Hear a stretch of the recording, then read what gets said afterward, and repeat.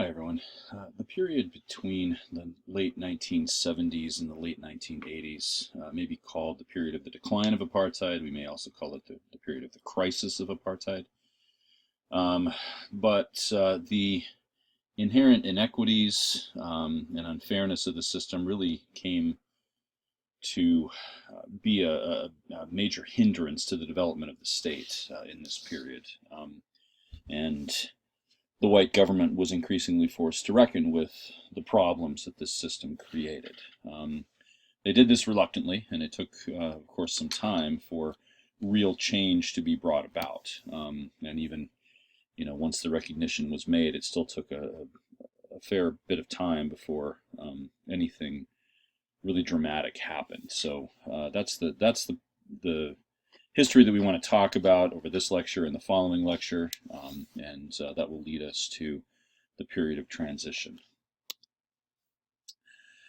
One of the things that really hurt South Africa in the 1970s was a prolonged recession. This was tied to the broader worldwide energy crisis and to some of the economic trends of the 1970s, and this was not unique to South Africa necessarily. But it was felt particularly acutely there. There was an inflation rate in the mid 1970s of about 10%, which is just astronomical. And apartheid was a contributor to this, given that skilled labor positions were reserved almost entirely for white workers. Many industries had a shortage of these skilled labor positions, to the point that they were clamoring for more people to fill these positions, and even began to demand that changes be made so that black workers could be given skilled labor positions. This was opposed politically, and many whites, especially Afrikaners, were opposed to this just on principle. But industry itself was increasingly fomenting for change. The 1970s witnessed a pretty dramatic reversal of a general trend, and that was that I think it was as of 1976 or something like that, South Africa became a country that saw net white emigration. That is, more whites leaving the country than coming in. A lot of this had to do with the instability of South Africa.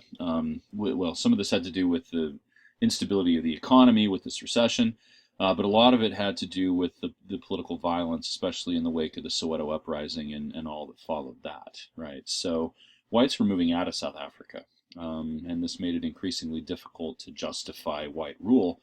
The demographic trend was pretty clear, and that is the white population was shrinking relative to the rest of the population. The white population had reached a kind of height in percentage terms of about 21% in the 1960s, but by the late 1970s it had declined to about 15-16%, and it was obvious it was going to continue to decline. The homelands, which were, as I've said, the linchpin in the whole apartheid system, right? The homelands by design were the place where the blacks belonged, and the goal was to make them independent countries, and to let them deal with their own problems, with their own population. And the government made an effort to do this in the 1970s. Several of these homelands became independent. The Transkei, Bophuthatswana in 1966 and 67, Venda and the Ciskei in the late 70s and early 80s. And so they were continuing to try to do this, but the untenability of the homelands was really just obvious to anyone who paid careful attention. Not only was the land just grossly insufficient for the number of people that the apartheid government intended to live there, but the leadership in the homelands was corrupt. It was disrespected by the people. The leaders of the homelands were carefully chosen and groomed by the apartheid government, and so the people saw them as agents or puppets of the National Party state. They were often guilty of kind of gross corruption and embezzling funds from the homelands for their own personal use. Lucas Mangope, for instance, who was the leader of Bophuthatswana, lived in a mansion, had several very expensive cars, was constantly taking expensive vacations and things like this, all while the people there lived in abject poverty, and children were dying in shockingly high numbers. So the homelands have become an embarrassment, and really just a completely untenable solution. International opinion was turning against South Africa, whereas with the establishment of apartheid, South Africa did not look dramatically different in sort of racial terms from other Western countries. The United States, with its Jim Crow laws, also had segregated society, at least in the southern United States.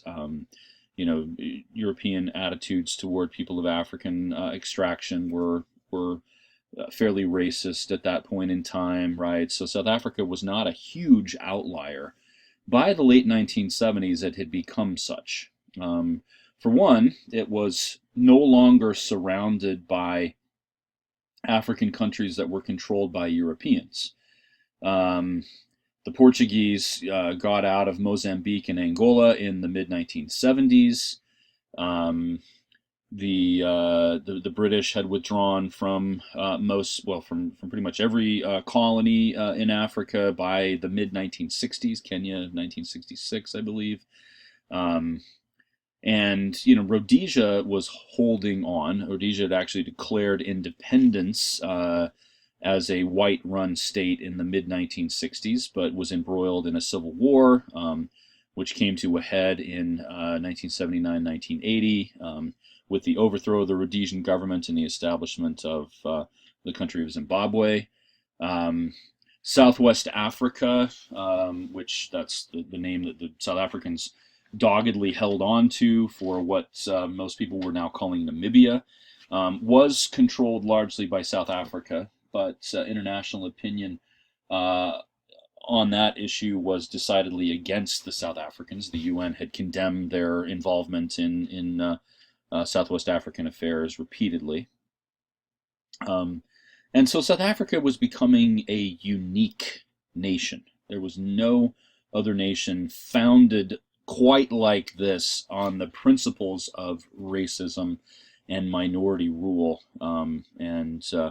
South Africa was an outlier. You can see the cover of Time magazine from, I believe, mid-1977 here, right? The defiant white tribe, and really that was kind of the general international opinion. The brutality of the South African regime, moreover, was exposed repeatedly. The Sharpeville Massacre, as we've said, was international news, and so was the Soweto Uprising. These photos that we've looked at were on newsstands across the world, and sort of engraven into the eyes and minds of people who paid attention to international affairs. So South Africa was becoming persona non grata in the international community. Racism itself was becoming an untenable position, and one that was not widely accepted anymore. There were, moreover, cracks in Afrikaner solidarity in this period, and I don't want to overstate this, right? The South Africans were still a pretty solid bloc. But there were, for instance, class divisions. Poor Afrikaners continued to be wedded entirely to the Verwoerdian vision of grand apartheid, where whites would have all of the good jobs and all of the political power, and blacks would be entirely subservient and only live in South Africa at the behest of the white South Africans, who would limit them entirely to menial labor jobs for almost no pay, and the rest of them would be off in the homelands doing their own thing and out of sight, out of mind, right?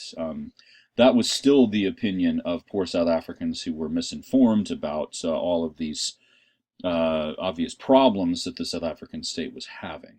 On the other hand, On the left of the Afrikaner political spectrum, there were intellectuals and clergymen, even many of the Dutch Reformed clergy at this point, who had turned against apartheid, saw it as an immoral thing, began to speak out against it, even to form institutes to to create conversations between whites and blacks. And this was not well received by the Afrikaner government, and certainly not by the majority of Afrikaners. But there were many, especially educated and religious Afrikaners, who began to see the problems of apartheid and to call for its abolishment. The National Party was rocked by scandal in 1978 when it came to light that Prime Minister B.J. Forster, or John Forster as he's otherwise known, Balthazar Johannes Forster is actually his name. But Prime Minister Forster had been sort of siphoning funds from the South African government defense budget and other places into a secretive location, not for his own personal use, but for the purposes of propaganda internationally, right? And this was not sanctioned by the South African Parliament. It was seen as an improper and corrupt use of government funds. Forster had, for instance, tried to use these funds to buy press outlets in other countries. He made an offer for the newspaper called the Washington Star in the United States, for instance, in an attempt to turn that into a pro-South Africa media outlet that would counter the negative press that South Africa was getting. Right when all of this came to light, Forster had to resign in disgrace, and many of his closest confidants, including security advisor Connie Mulder, who was perhaps being groomed as the next prime minister, also resigned. And there was a real shakeup in the National Party. This coupled with, and in the next lecture I'll talk in more detail about the continued resistance in the 70s and 80s. But the ANC in Exile had formulated a strategy to carry out, well, initially this was intended to be guerrilla raids, sort of along the lines of the Viet Cong in South Vietnam, but guerrilla raids into South Africa. They had set up training camps under the sponsorship of the Swaziland government, and also in other neighboring countries, Mozambique, Angola. And this was to be more of a Vietnam-style tactic. The South African government uncovered some of these plans, and they pressured the Swaziland government into renouncing their ties to the ANC, and thus cut them off. And they did the same thing with the government of Mozambique in the early 1980s.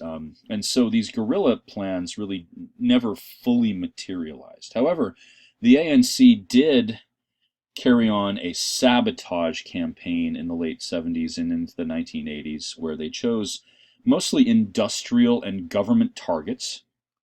These were not meant to, have high casualties or anything. They weren't trying to kill people. They were simply trying to hit symbolic points that would send a message that South African society was not going to be stable. In 1980, probably the most famous of these attacks, a group of ANC saboteurs who had been trained in Mozambique made it into South Africa and planted bombs at the refinery of the South African oil company called Sasol. I cannot remember what that acronym means, but there's a huge oil refinery. I actually spent some time in this city in a place called Secunda, just east of Johannesburg. And the Secunda oil refinery, these bombs went off and damaged the refinery. The movie Catch a Fire, which is one of the ones that I encouraged you to take a look at, that film deals with the attack on the Secunda oil refinery. This was destabilizing South Africa in other ways, while it was also creating a kind of hardline position that the white government needed to do whatever it needed to do in order to counter this sabotage campaign. But this led to further instability. The one who took over as prime minister after Forster's retirement was Pieter Willem Botha. I know that, in the Afrikaans pronunciation, you kind of put an R in there, okay? If you're wondering why I'm pronouncing it that way, that's how it's pronounced in Afrikaans. Botha himself had a fairly sterling background in Afrikaner terms, at least. He had, been a member, for instance, of the Sauer Commission in 1946, which was a preparatory kind of study leading to apartheid and leading to the National Party victory in 1948. He had been the Minister of Defense since 1966 and was in large part responsible for turning the South African Defense Force into a military juggernaut on the continent, easily the most powerful of all the armies in Africa, and one that was, involved in a number of other countries. Under Botha, the government made a number of changes. One of these that is of, I think, great significance is that Botha relied very heavily on a body called the State Security Council. This was made up of him, the Minister of Defense, a few other cabinet ministers, and representatives from the military and the police force. And it was from the State Security Council that many of the strategies and tactics, specifically everything from assassinations to mass arrests to, raids of government opponent houses and facilities. These sorts of decisions were made in the State Security Council. They were not subject to parliamentary overview.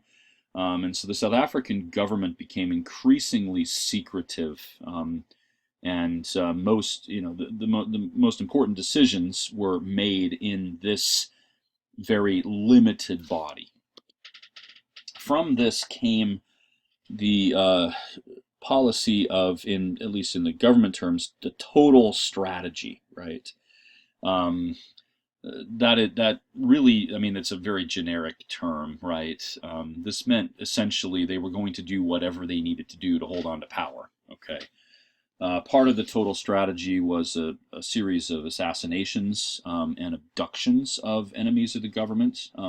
Assassinations mostly through sending letter bombs all over the world to people. ANC leaders, some of the documents in the Williams book, I won't take time to look at them, but these are from the Truth and Reconciliation Commission. They talk about these letter bombs. This was a strategy. I think this is something between 30 and 40 ANC leaders were killed via letter bomb in the 1970s and 80s.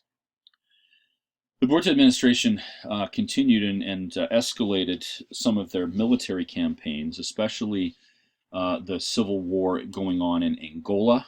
And the South African Defense Force was heavily involved in that in the 1980s, actually kind of back and forth. They were there in the 1970s. They remained there in some numbers in the early 1980s, and then they were sent in fairly large numbers in the late 1980s in responses to happenings on the ground there. But all of this was done with the goal of, because Angola had become a major center for the ANC, to train its guerrilla and saboteur operatives. This was done in an effort to try to root out the ANC from these surrounding countries.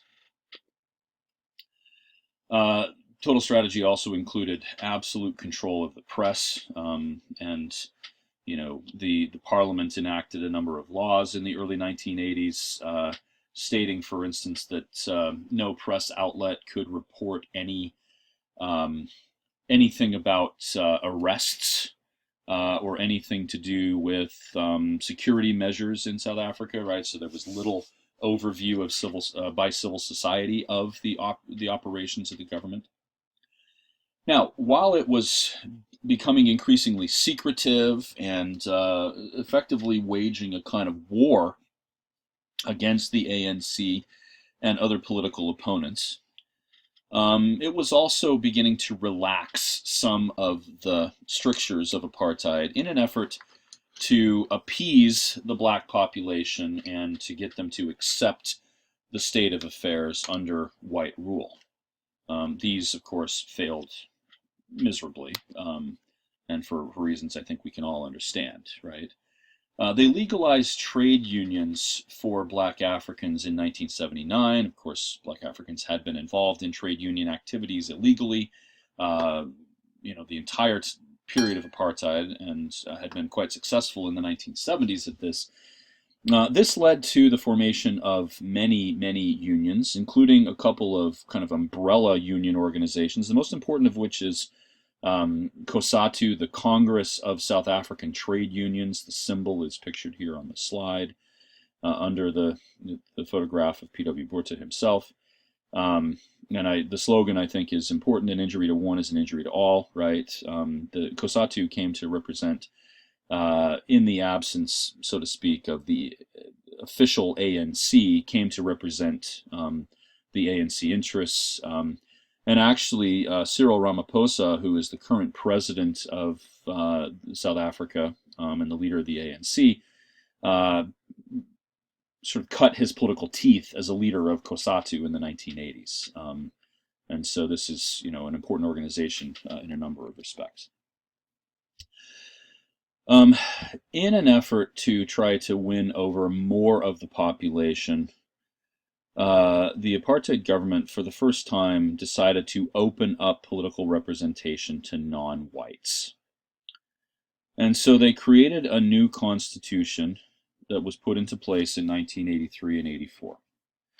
Now, this, I think it becomes obvious if you look closely at this, is entirely a bait-and-switch tactic. The National Party looks... If you look at this closely, it's obvious they are grasping at straws here, right? But in their minds, if we just win over a few more people, then we can stabilize the country and things will be okay. But the overarching goal to all of this is the continuation of white supremacy and white rule. Okay. So the new parliament was to have 3 houses.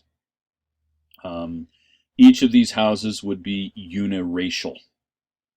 And so there was one House of Parliament called the House of Assembly that was entirely made up of white members of Parliament. There was a second house called the House of Representatives, which was made up entirely of colored representatives. And a third called the House of Delegates that was made up entirely of Indian representatives. The question we need to ask inevitably there is who's left out? Well, it's the 75+% of the population that was black African, because they continued to hold on to the line that black Africans were not citizens of South Africa, they were citizens of the homelands, and thus did not need representation because they already had it in the leaders of the homelands, who, of course, were carefully chosen by the apartheid government in South Africa, right? This was DOA. This was absolutely dead on arrival. Moreover, the parliament gets richer here. The ratio of white to colored to Indian members of parliament was established at 4 to 2 to 1, and the new constitution stated that this would remain the case perpetually, right? Even as the white population was shrinking and was due to dip under 10% of the total population of South Africa by the turn of the century. It did, in fact, just about do that, okay? I think today it's like 8 or 7% or something like that. It was still to be 4 to 2 to 1. So there were 178 members of the House of Assembly. These were all white. There were 85 members. Actually, this isn't even quite 4 to 2 to 1. There are more white, so the ratio is a little off. There were 85 members of the House of Representatives and 45 members of the House of Delegates. Any really essential decisions were to be made by a joint session of all 3 houses, but if you look at the math, it becomes obvious that, the whites have a significant majority, 178 total members of parliament to only 130 in the combined houses of the colored parliament and the the Indian Parliament, right? Moreover, Parliament was stripped of a lot of its political teeth, and so South Africa abandoned the Westminster model where Parliament is supreme and instead opted for a really strong presidency. And the president wasn't even directly elected, nor was he to be the chief representative of the chief member of parliament of the dominant party. Rather, he was to be elected by um, a subset of parliament that was to be made up of 50 white members of parliament and I believe 38 other members of parliament, right? Botha became the first president with little opposition, and the president was endowed with significant executive powers.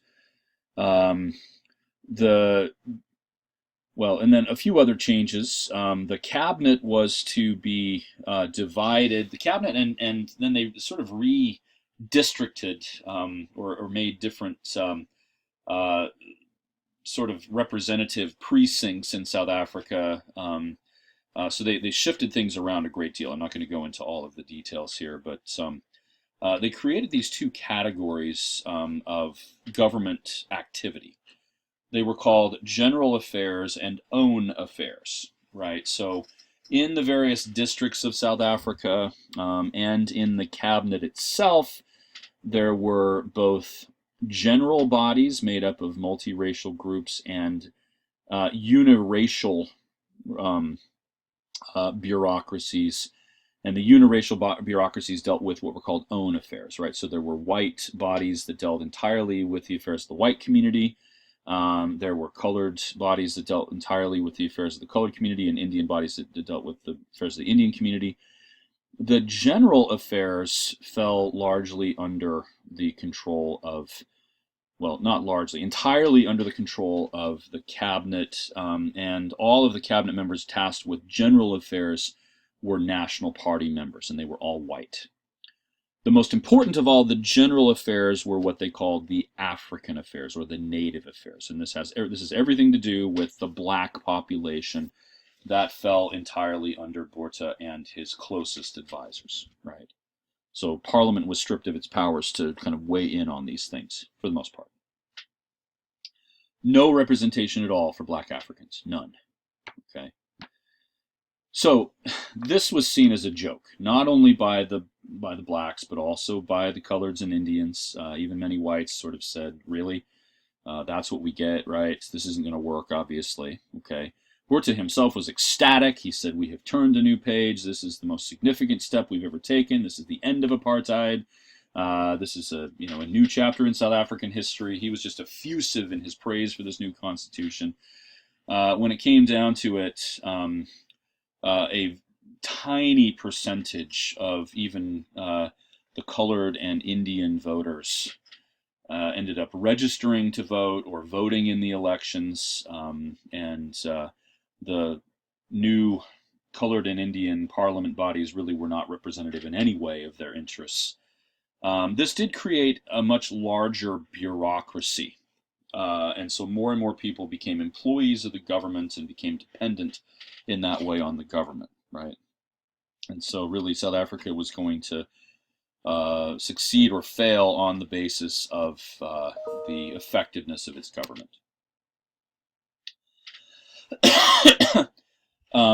Given that the realities of urban life in South Africa had simply become obvious, Parliament ended up repealing the pass laws in 1986, meaning, what I mean by that is, it was obvious that blacks were there to stay and that the industries of South Africa needed black laborers, and the pass laws were increasingly cumbersome. There was something like 250,000 people arrested on the pass laws every year in the early 1980s, and this just clogged the system of justice, and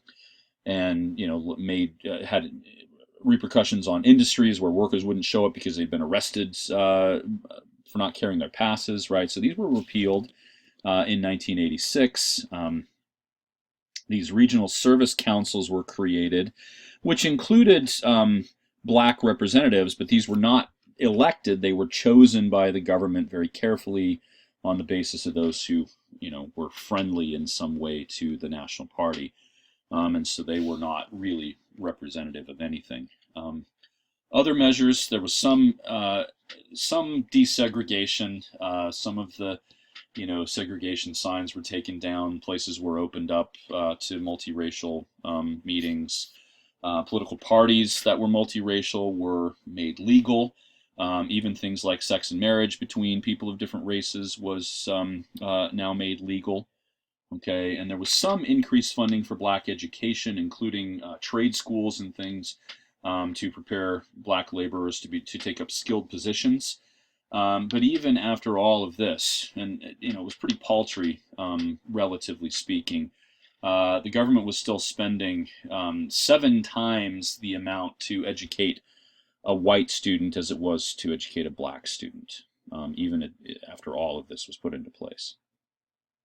Wages for black workers began to rise, but even at its height, whites were still making 4 to 5 times the amount that black workers were making, right? So all of these things were seen as utterly insufficient, and the 1980s ended up being the most unstable period of all of South African history, and we'll talk about that violence that occurred increasingly in this period in the next lecture, right? South Africa remained one of the most fundamentally unequal societies on earth, even after all of these changes.